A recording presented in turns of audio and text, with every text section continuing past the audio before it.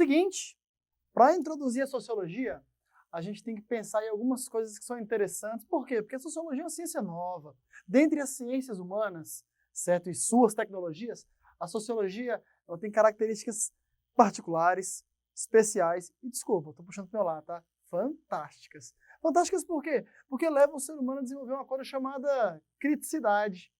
E essa criticidade, sendo ela construtiva, ela é boa para qualquer ambiente no qual nós estivermos vinculados. Pois bem, então vamos começar a pensar um pouquinho no que é essa sociologia, perfeito? Por quê? Porque você pratica ela o tempo todo. Sabe por quê? Porque você vive em sociedade. E uma vez que você vive em sociedade, você institui políticas, como por exemplo, a da boa vizinhança, certo? Daí eu posso chegar a uma conclusão interessante. Todo ser humano é um ser político? Indiscutivelmente. Porém, esse é o assunto de uma outra aula. Agora, vamos começar a pensar nisso aqui, ó. Primeiramente, o que é a sociologia? Pois bem, é uma ciência, certo, que busca trazer lógica à nossa sociedade. Mas por que trazer lógica para a sociedade? Vejam, em muitos momentos do desenvolvimento humano, nós estivemos vinculados ao achismo, ao senso comum, às experiências do cotidiano. Olha, elas são boas. Elas respondem a muitos e diferentes elementos sociais. Entretanto, o ser humano tinha algo diferente. O quê?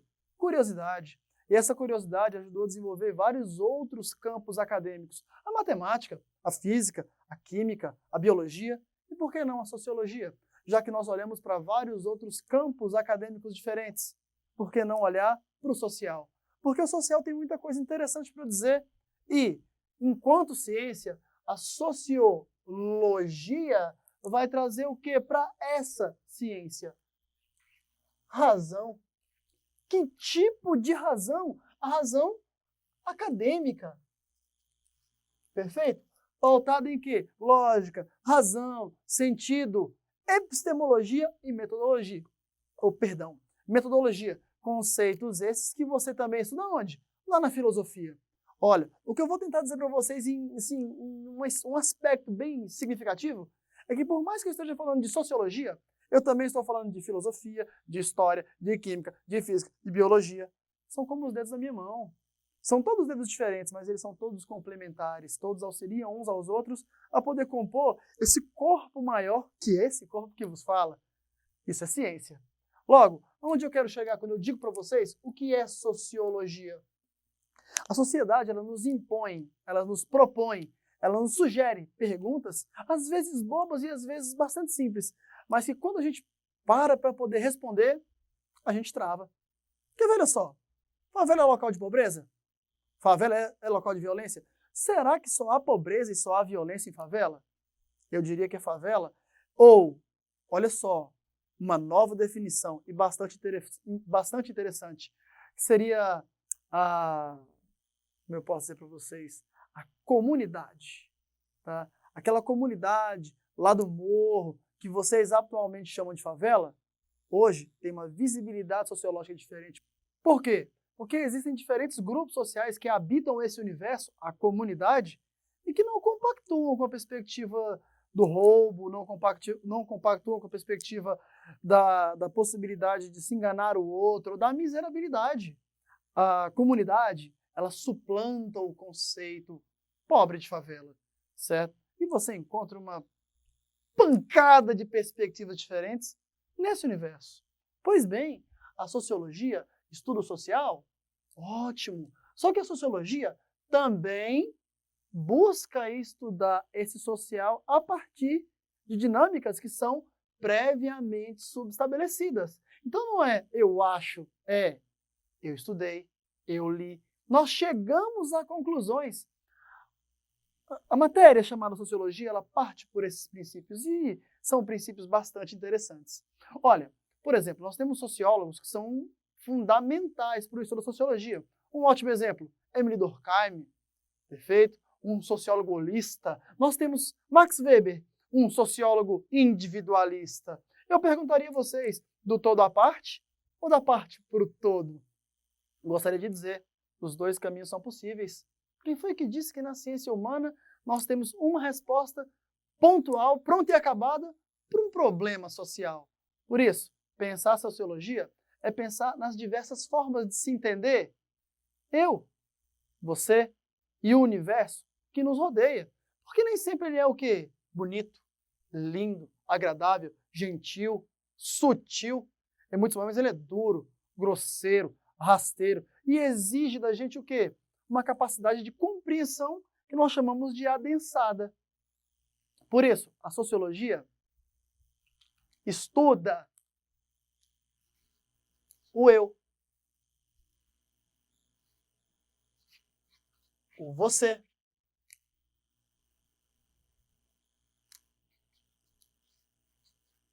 e o nós, enquanto compreensão de um elemento sociológico conjunto. Cara, eu sou suspeito. Por quê? Porque eu sou apaixonado por isso aqui, eu trabalho com isso aqui há 17 anos. E olha, é bom demais. Continuando, olha só, como estudar a sociologia? Eu diria a vocês, fazendo a pergunta correta, no momento correto e no local adequado. Para isso, eu usei 2 termos anteriormente aqui que valem a pena citá-los novamente. Quais conceitos, Hudson? Olha, nós temos a epistemologia e a metodologia. Por que eles são importantes? Bom, porque primeiro geram a possibilidade de vocês se organizarem intelectualmente. Posteriormente, te sugerem uma forma de apresentar isso para a pessoa à sua frente. Olha, o meu aluno, por exemplo, como eu agora estou falando contigo, eu preciso me organizar intelectualmente para poder mostrar para você como trabalhar com essas estruturas de forma lógica, de forma racional e de maneira sistêmica, capaz de gerar não só compreensão, mas não só essa compreensão, mas a capacidade de assimilação dessas mesmas estruturas. Vejam, no módulo de vocês, nesse que a gente está começando a trabalhar agora, nós estamos ali com um questionamento legal pra caramba. Por exemplo, senso comum e sociologia. Pô, Hudson, você pulou um item. Pulei não. Essa perspectiva é proposital, isso é metodologia. Por quê? Senso comum é estrutura de desenvolvimento constituída a partir de um elemento que é o quê? Cotidiano, está vinculado ao teu dia a dia. Cara, senso comum pode trazer uma pancada de leituras diferentes e algumas delas são bem interessantes. Eu tenho algumas experiências para poder dialogar com vocês que, em outros momentos, nós vamos adensá-las. Vamos lá. Manga com leite faz mal? Minha avó diz isso para mim. Mas e o creme de manga se eu for, de repente, ali num pit dog? Como é que eu vou encarar essa relação? Não vou tomar porque realmente vai fazer mal e o sanduíche que eu comi não vai cair bem? Eu não acredito que a coisa seja efetivamente por aí. Mas vejam, eu não descarto essa sabedoria do senso comum, principalmente quando ela vem da minha avó, certo? Logo, eu gostaria que vocês entendessem que esse é um modelo de conhecimento instituído na nossa comunidade que deve ser respeitado.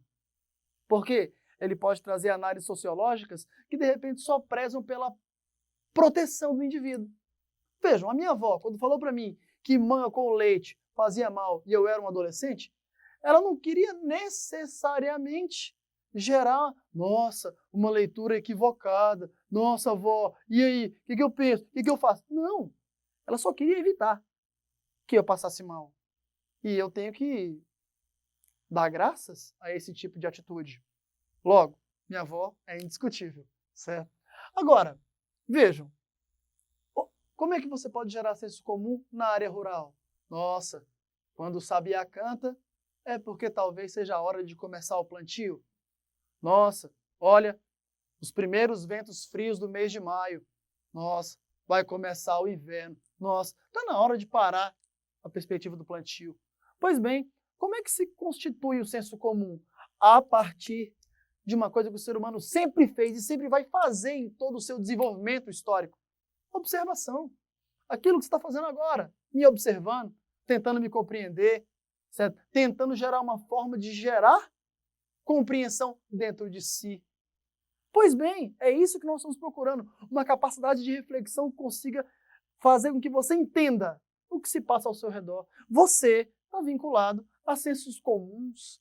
Eu estou vinculado a sensos comuns. Entretanto, como nós estamos buscando um conhecimento científico, nós precisamos suplantar esse senso comum. Isso que vai para além da observação, né? E como ir para além da observação? Volto de novo aos conceitos de metodologia e epistemologia, que são instituídos no campo acadêmico e que nos ajudam a sair dessa perspectiva de construção desse conceito meramente pautado pela observação. Quando eu venho para a construção de uma ciência sociológica, beleza, como eu posso praticar, como eu posso exercitar essa construção? Eu diria a vocês, a partir do momento em que você vai, primeiro, praticar a empiria. O que é empiria? É essa observação inicial, essa que vai gerar as primeiras categorizações. Desculpa o termo técnico, tá?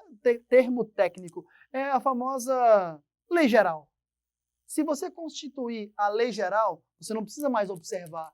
Por que você não precisa mais observar, Hudson? Simples. Se é a lei geral, você pode aplicar e deixar que ela se reproduza com o tempo. Como é que a gente constrói a lei geral, Hudson? Parte mais. Quanto é que é 2 mais 2? Não é 4? Quanto é que é 4 mais 4? Não é 8? Não... Perdão, sou da humanas. Tá, tô brincando. Não é 8? Perfeito. E quanto é que é 10 mais 10? E quanto é que é 100 mais 100? Pois bem, a matemática trouxe pra gente uma reflexão de lei geral que é aplicado aqui e em qualquer lugar do mundo e ela sempre se reproduz da mesma forma. Pois bem, a ciência humana tem um pouquinho mais de dificuldade para poder instituir essa lei geral, mas quando ela institui, é fantástico, é espetacular. Nesse caso, a ciência sociológica vai fazer perguntas que, uma vez feitas, meu amigo, vão gerar respostas fantásticas.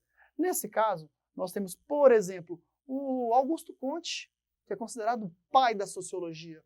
Perfeito? Mas por que, Hudson, ele é considerado o pai da sociologia? Olha só, para a gente fechar esse primeiro módulo de forma bem gostosa. O que o Kant fez? O que o Comte fez? Ele simplesmente olhou para um corpo social e disse: ei,